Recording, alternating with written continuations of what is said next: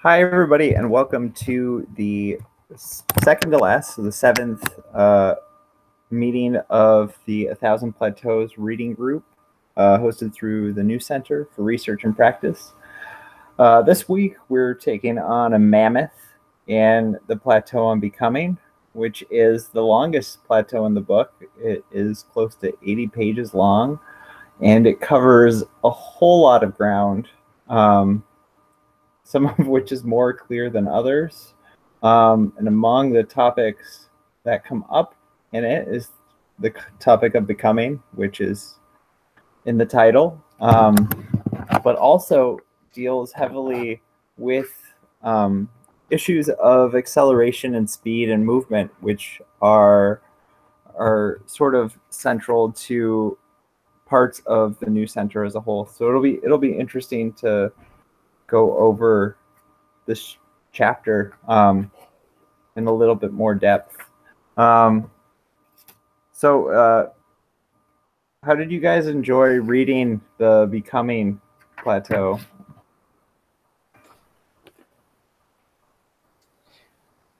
I loved it, but I've been reading it before, and I've read it twice this time, and it's kind of. It actually struck me that you have to be in the right mood in some sense. You have to be like in the right zone to really appreciate what's going on somehow. So I actually read it during a different times now, and it has been different experience actually reading it, depending on the mood, like which parts that get stuck on you. But I really enjoyed it. I actually read a quote that I've been thinking about. The Swedish interpreter of Walt Whitman said that at first, when you read his poems, you're stunned because you don't understand, and then you get stunned because you do understand.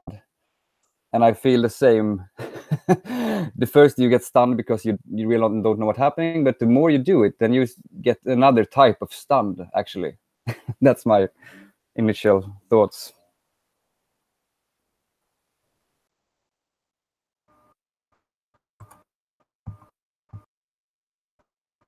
Julian, are you trying to talk?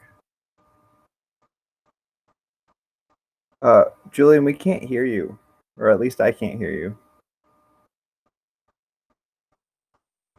So you might have to restart your browser. Oh, can you hear me now? Yes. Hello? Okay, no, just had the microphone volume a bit low. What did I think about the chapter? I haven't finished it, to be honest with you. I'm also trying to read Difference and Repetition, because there's a thing in September at UCT. I sort of feel a little frustrated by the way Deleuze writes.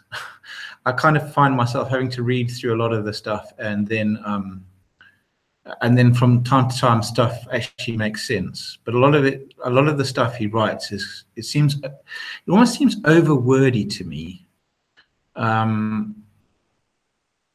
often incoherent. And I find myself wondering how it would be if you were in his company and you said to him, can you actually explain what you're saying more clearly? Yeah. I took a class with Levi Bryant through the New Center, and he was like, Deleuze needs an editor. He needed an editor so bad. Yes, exactly. Just put everything in a better order and make it a little more coherent and less rambling.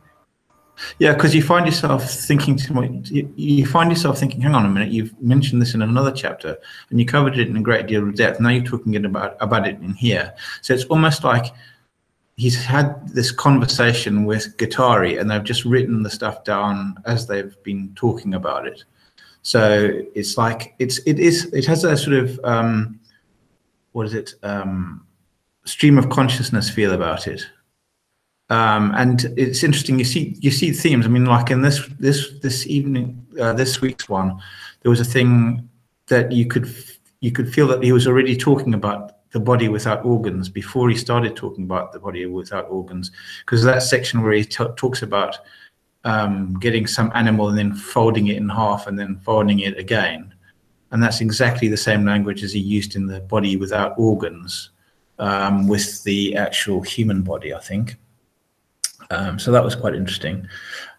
I also find it's easier to understand him when he's kind of writing narrative. Like, I'm not sure if it was last week where he'd have like the characters and he'd say, you know, he said there was this lecture and then so and so and so and so forth. They were easier to follow. But yeah, so that's what I felt so far.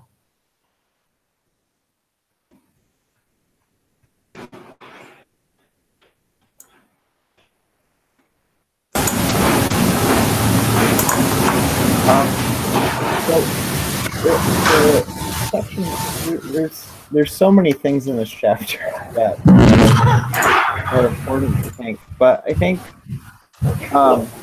so the concept of becoming, which is the one that I think is the most confusing for me. Like I think I get it in part. This I understand how it works through affect and affection, in the Spinoza sense, this sort of becoming with a pack, the process of becoming with and being affected by in a variety of ways. What's less, what I don't understand as well is like this process of going through a process of becoming, because it's not clear, and I don't know if it's possible for it to be clear for our thought, because our thought is so representational, and I think that it has to go beyond this. Becoming can't be described through the image of thought, is my guess. That it's just something that we discover in retrospect. Is like what happened, and it's difficult for us to say what happened because it's something that's not happening on this field of representation. It's something that's almost virtual and molecular and impossible for us to talk about without falling back into that sphere of representation that it escapes. The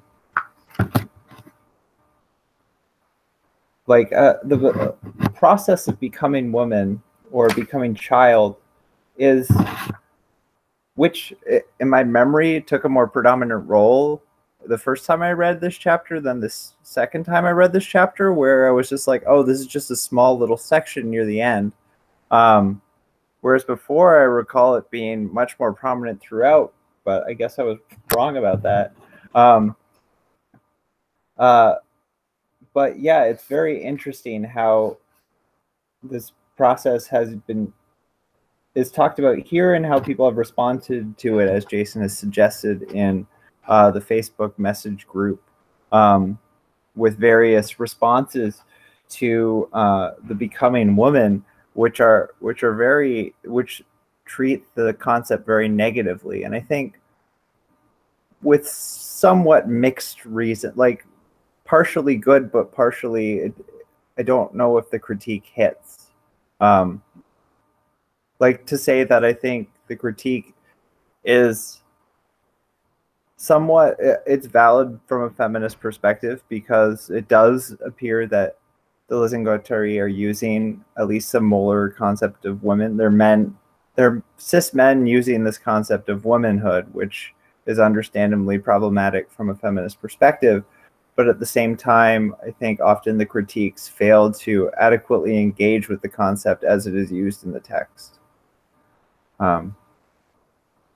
But any thoughts or anything that came up when thinking through that concept of becoming woman, or becoming child? I think all of it misses that in the end the goal is to become imperceptible. Personally, like that seems to be not an end, but at least some sort of goal, if there is a goal, is this becoming imperceptible.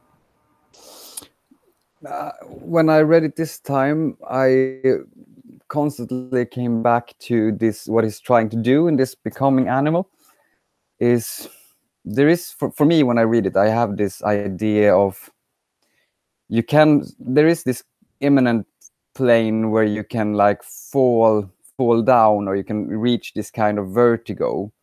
But here is much more practical, and I find becoming woman is later in the chapter, and he has it takes a prominent place in the end of the chapter.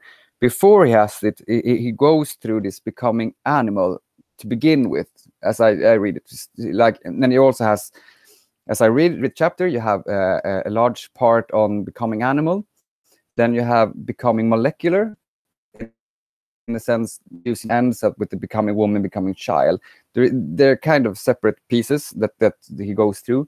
For me, the first thing that he uses for an example is for me the becoming animal and the reading of Moby Dick, which is very, very important. And how I understand that reading is that you need to become, you need to have this. He talks about there is this intermediate, this anomaly, this kind of, you cannot just become, like, you cannot just become. It's not that easy that you can just choose to become something, but you need something. And I think he uses the term fishing hook, and he says that Moby Dick is the fish hook that draws you down, and that Moby Dick is Captain Ahab is being drawn down deepwards into the void, and Moby Dick is the representative of this flock, this animal, and Captain Ahab is leeching on to this intermediate figure somehow, that is this anomaly of the group, and using this intermediate figure to become, in this sense, animal. So there is this intermediate thing, and also, and I was kind of shocked when I realized that it says like the first step, like the first.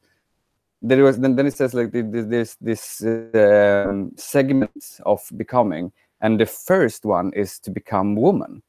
that is the first step, in a sense, in this becoming of something. And that's, as I understood it, is because he said somewhere that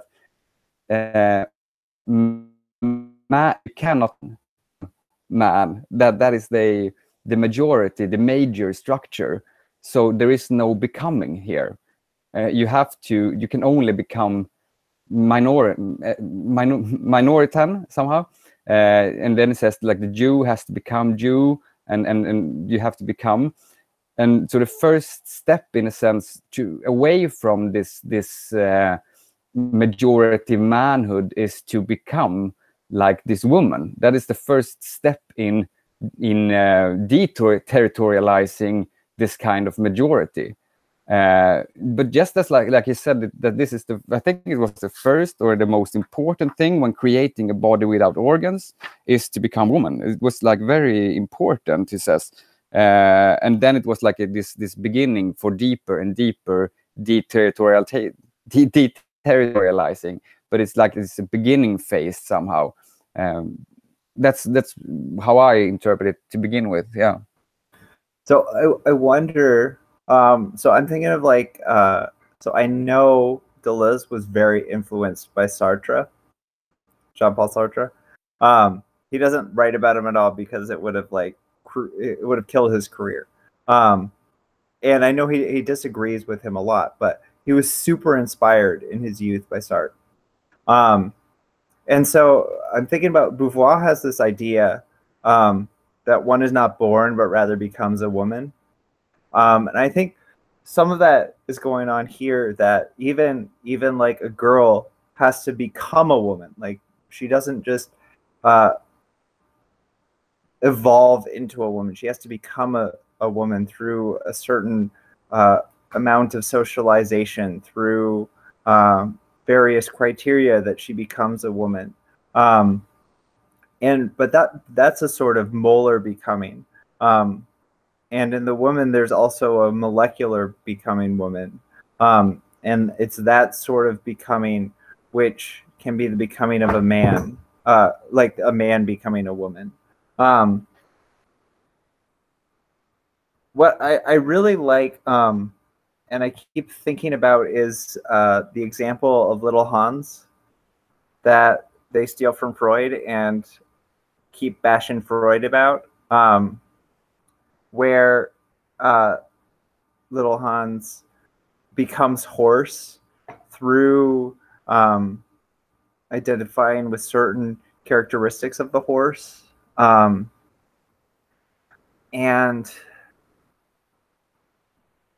there was another, I think there was another becoming horse. I can't remember the example or where in the chapter it is, but there's another becoming horse or becoming some sort of animal where a character did imitate a horse, but also played the harmonica. And it was said that they had become most like the horse when they were actually playing the harmonica and were no longer imitating the harmonica. And I think there we're getting this idea of affect and intensity, where one is being affected in the process of becoming is a process of affect, right? We adopt these habits and they work by means of intensity on the molar in a way that affects the molar and introduces like this slight differentiation, which is this process of becoming. And in doing so, like, actually changes that molarity. So in the man, a becoming minoritarian adequately shifts that molar in a way towards the imperceptible, away from the molar, towards the body without organs. Now, I wonder if we can read this in strict contrast to what happens in the faciality plateau, where the molar, where the white man is produced as the face, and then the minority are produced in contrast to that face, right? The minority are degrees away from that face. I wonder if the becoming is the exact sort of opposite thing, occurring on a molecular level, whereas in the faciality, it's this differentiation occurring on a molar level. I don't know. That's just a shot in the dark. I agree. There's something going on with this. The man in this sense is somehow the face, and also the Freudian, the psychoanalysis is the faciality that tries to take the experience and give it this kind of interpretive that you don't play with the horse, you're actually looking for a father figure. That's what you're doing when you're having a horse. It's actually some kind of hole that you're trying to fill, and when he sees, but his analysis is that instead, when the little child plays with the horse, and he actually, what I find interesting also is that the child can use anything as a horse. He can use like a pine cone with some sticks on it, and yet he will enter into an assemblage or a relationship with this where he and the toy becomes the horse. The horse is not there, but there is this mutual becoming, and you don't need, children don't need to have like very detailed toys, because they don't have to be served. They can just use very, very small stuff, and then they can enter into this fantasy and a relationship. But there's not a overcoding structure here going on. There's something else going on, and the child is, rather than in this psychoanalytics frame of view, it's rather exploring this kind of path towards animality that is inside a child. There is kind of relationship. There's something inside the child that it's exploring, and it's reaching out to deeper horizontal dimension, more like this. It's probing somehow outwards into in the deeper depth of its own animosity somehow. And there's always this kind of becoming that the faciality or the strong face is trying to to remove and interpret it in other ways. Yeah, I'll stop there. I've been thinking about the face thing. I haven't actually read the chapter on faciality, so you'll have to forgive me. But one thing I was thinking about recently was like the fact that you can't see your face unless you look at a mirror. All you can do is assume you can see. Obviously, you can see your nose and stuff, and you're assuming the rest of you is there. But imagine if your face actually didn't exist. The only people that can validate your face are the people from the outside, for a start. And so then I also quite liked the bit about Moby Dick, and felt that what seemed to be going on there is that as the book progresses, the whale possesses more and more of Ahab, until eventually Ahab is the whale, and I think he gets killed in the end, trying to actually kill the whale. They're a bit disparate, these thoughts. And then the other one was the thing about, I quite liked what he said about the boy Hans, because he was basically seemed to be implying that Freud and that weren't really listening to what the boy was actually saying. And then the other thing was, in common with what you were saying, Simon, the point about the horse is that the child becomes so engrossed in the idea of a horse that effectively he becomes a horse, and that's how that process works. So yeah.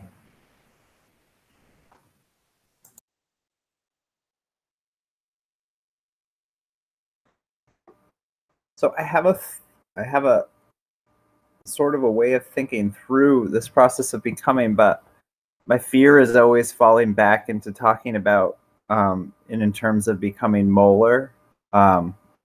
So I might fall into that trap here, but we could think about becoming in something much more material, in something like posture. So children usually have very good posture because they haven't rigidified their bad habits yet. But over time, if you're sitting on the computer too much or what have you, certain muscles get strong and certain weaken, and as a result, you'll get like computer head, where your neck grains forward, and at that point, it's very hard to get a better structure. So I'd say that a child's posture is open to a great variety of becomings. And let's say a child becomes enamored with a horse and how a horse stands with its neck straight. And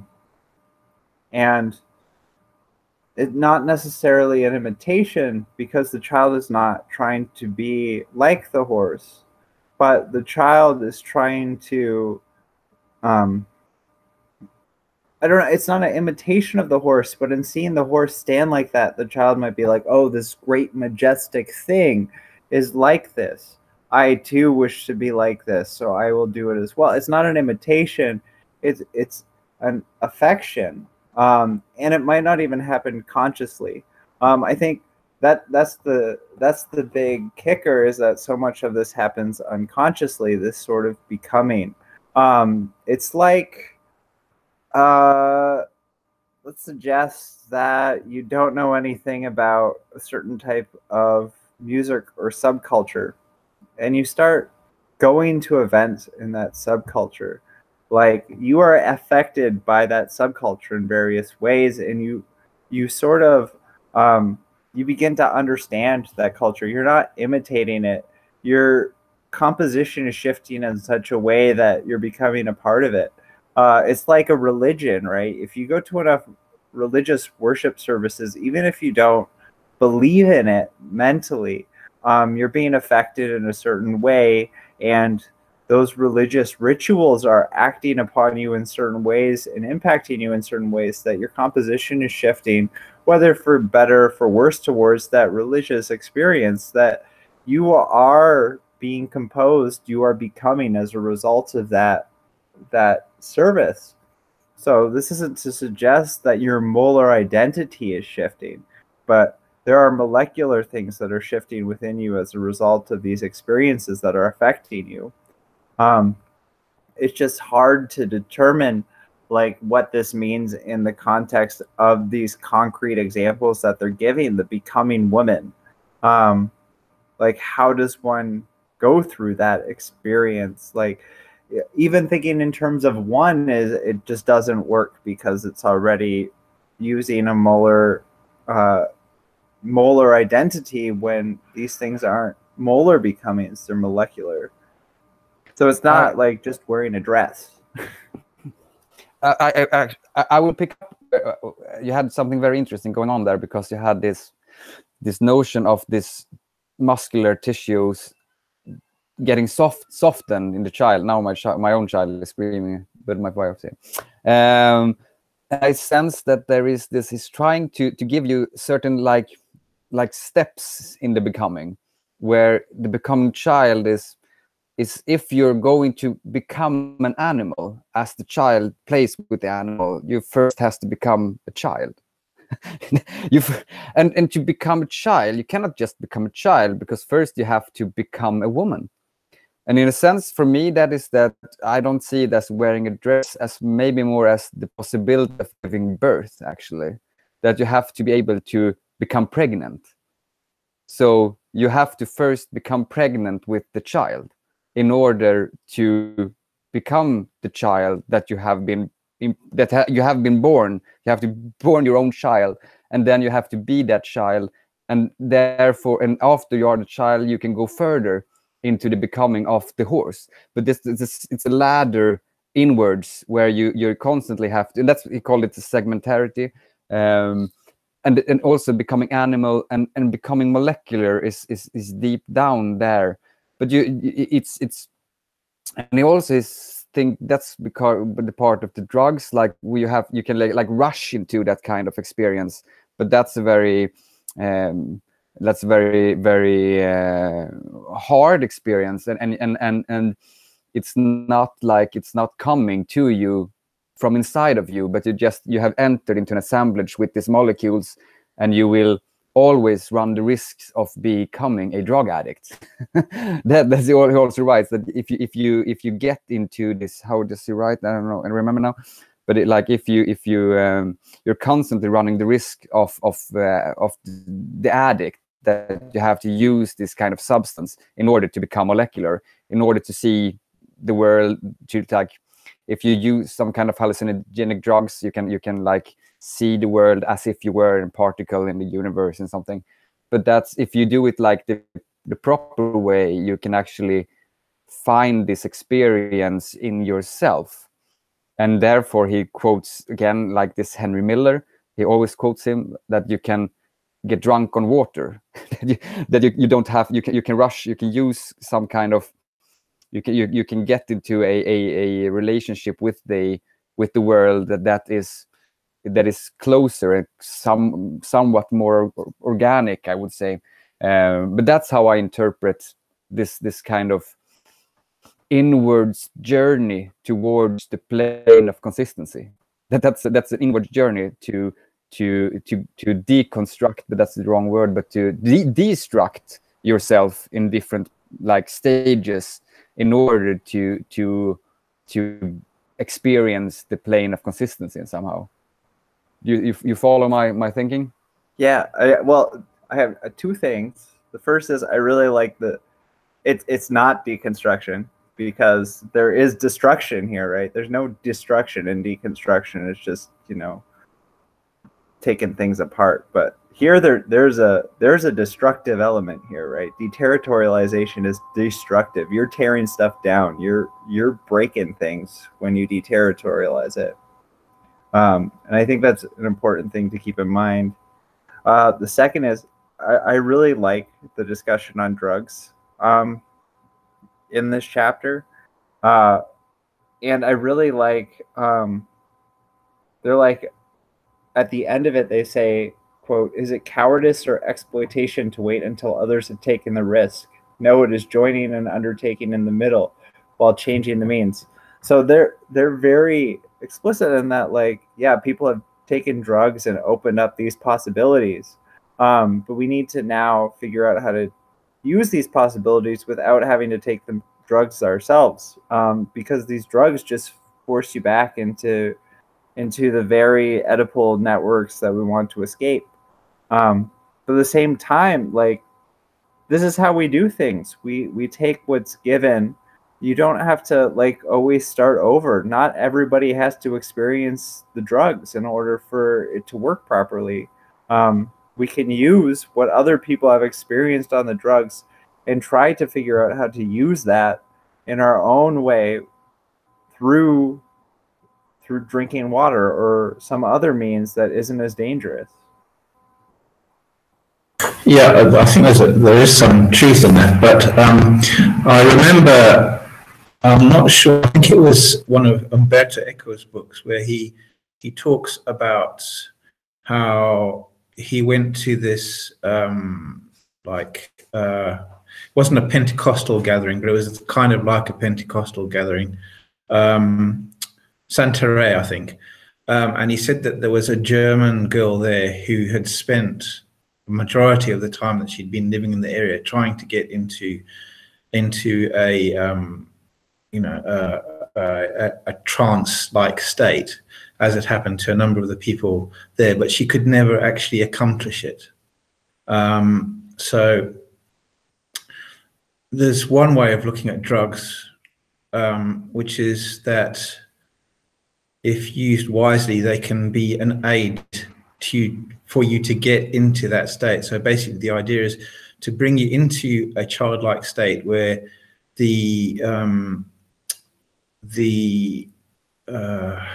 boundaries that you've built up to protect yourself as an adult can be torn down in order for you to experience a fuller life, so to speak. I think that the problem becomes when that experience becomes an end in itself, and rather than a journey that you're going through. Yeah. So yeah, I mean, I think so. It seems to me that what this is about is basically something that Picasso said. It's like very cliche, but that he spent his whole life trying to tear away the stuff that he'd accumulated in order that he could draw like a child again. And maybe that's what's going on in what Deleuze and Guattari are trying to do, which is to basically bring us back to a state of innocence in which we can truly experience the things around us without having to try to prove anything to anybody. That's what I'll finish for now. Yeah, I think it's very interesting where you're leading this, because it's also I sense this. I would lead this to, he has this discussion about the sorcerer as the intermediate person that is in contact with different, and also I sense that you can also see, like in your example, the Pentecostal experience or the talking in tongues, for example, as this kind of very ecstatic and very specific borderline experience. It's kind of at the border. You cannot really. It's beyond language, and someone has to interpret it. So it's at the border of the community somehow. If this becomes the major defining element of a community, then you have this problem of the ones. I had friends that were raised Pentecostals, but they would never talk in tongues. So they could never identify themselves with this ecstatic experience. Yet they could not relax in the sense that I will never have it, maybe. That this is not, but it was the defining element of this kind of spirituality, and was not seen as this border line, this on the edges of the community that really. And it's very interesting because this notion that you have to interpret the tongue speak, that you have to somehow interpret it into the community. It's outside of the language games of the community, and you have to interpret it into it. But it's always something exterior, and also it's in a sense a becoming, but it's a very, I cannot say call it becoming animal, but it's becoming one with some kind of spiritual world that is beyond representation. It's something that you have these border figures that do not, they are not in contact with that which cannot be properly coded, that has to be coded and into the community. Yeah. I sort of disagree. I wonder, I read like the Pentecostalism as a sort of reterritorialization. There's a deterritorialization through the speaking in tongues of a normative way of being, but I think there is absolutely a re-Oedipalization or a reterritorialization through the process where speaking in tongues becomes a normative framework for spiritual relation or something of the sort. Yeah, but that was the point. Like, oh, okay, sorry, yeah. No, but that somehow it becomes this demand to become a part of the group, right? And so it stops being a borderline phenomena and so becomes the defining element. Yeah, it becomes this, what defines you is we are those people and so on. So exactly what you're saying, rather than yeah. So it's exactly like drugs, where like at first it might be this deterritorializing experience, but at a certain point, like the syringe, the drug itself, the pursuit of the drug becomes like a new Oedipal force that is blocking you from new becomings and has totally overcoded your existence. It's the same sort of thing, and that's always the danger, is this reterritorialization that just comes in and re-Oedipalizes everything.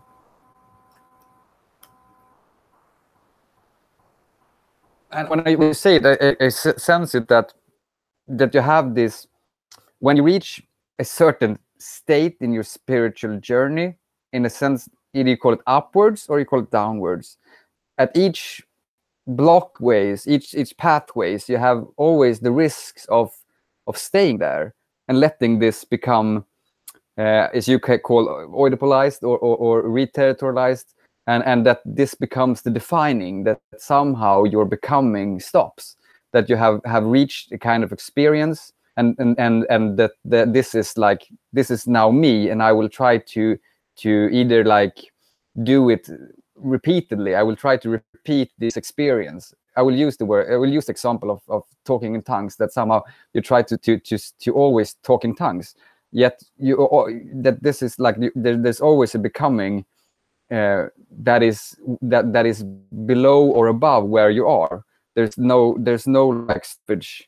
This journey is going down, and it's going to infinity somehow, this becoming, and we always find the risks of stopping, of cooling down, of somehow not become anymore. Yeah, I suppose it's a process of concretization or legalization, which Paul would probably talk about, isn't it? So you start off with something that is truly liberating, but after a while it becomes kind of a habit, and it actually performs no useful function, except it provides that law that makes you feel like you're in control. It gives you an illusion of freedom, which actually isn't there, and that's when things can start to change, because the person who is in that place, if they're somebody who thinks about things, will eventually come to the conclusion that that nothing is going anywhere, and that's where you can have the situation of people leaving the groups that they were in to explore other areas. The only question I have is I don't know. I think probably as you get older, you get more concretized anyway, and I mean Deleuze is good for saying that things start from the middle, isn't he?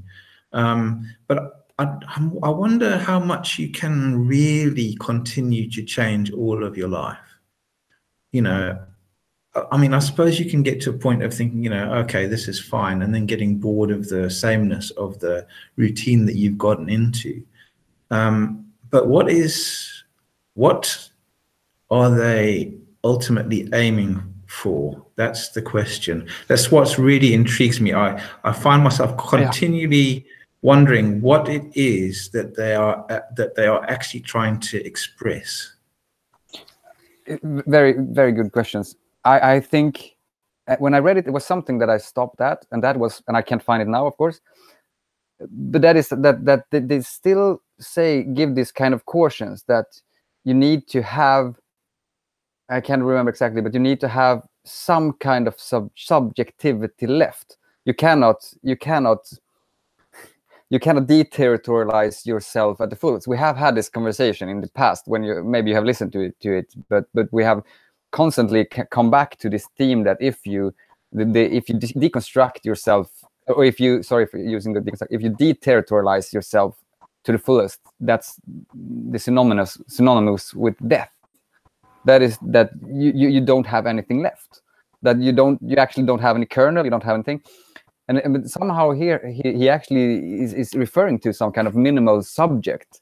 You just have to find the minimal subject, something that when you have gone through these all becomings is also in a way to scale down and finding some kind of minimal subject. That's how I interpret it. That is as pure as possible, I would say. That's only where you can aim at. That's pure.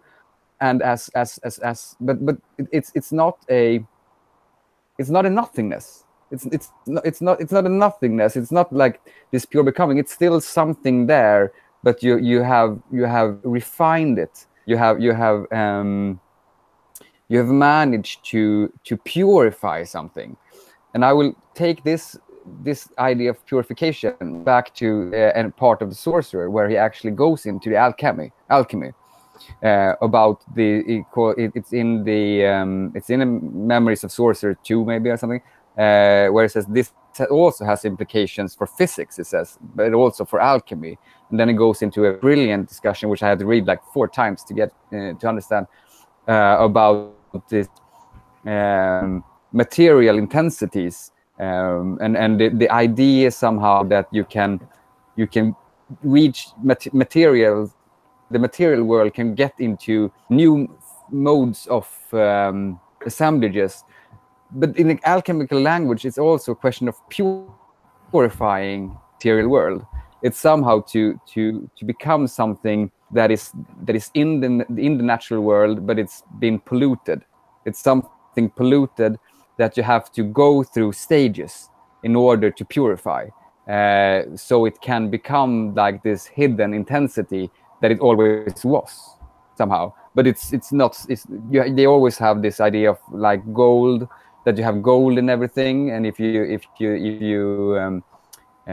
use different process, you will like find gold in everything. That's the alchemical quest. That gold is this eternal thing present in everything, and if we just have the right techniques, we can like somehow create gold out of the material world when we can have control of it. We have some purified. So I think you have it's a childish reading of the last thing that the last in Guattari, that this is like this pure like becoming for becoming's sake, like but for me it's actually a becoming in order to find something more truer than you had before. I don't know, you don't have to agree with me, but this is how I actually read it. Yeah. So I think that there are three things at least that I think they're trying to do, or at least I think Deleuze's overall project is trying to do. I think that there's a political goal, an ontological goal, and a pedagogical goal. So I think the pedagogical goal is the easiest for me to wrap my head around, and that's what is expressed in the difference in repetition in the third chapter. I think part of what Liz is interested in is in trying to figure out how it is possible to produce thought, and not just like thinking, just like how to produce new thought. Sorry, my dog's growling in the background. So I think that's the pedagogical goal: how to strike lightning, how to like produce some new thought, how to make that possible. So I think that's the pedagogical goal. Then I think that there's a political and an ontological goal that are intermeshed and intersect with one another. So I think that the pedagogical goal, or no, not the, sorry, the political goal is how to produce something new. So how to produce a new society, how to escape this apparatus of capture and get to some sort of society that is not overcoded and super codified. Following, and I get part of this from Foucault in an interview. He once said, I think it's ridiculous that people call me an immoralist because I'm a moralist through and through, but my only moral is that you always have to question power. That you must always question power. So I think that there's something going on there where there's this questioning of the overcoding. And I think that the political ties into the ontological insofar as the ontology is always asking what is there in order to figure out how to change it.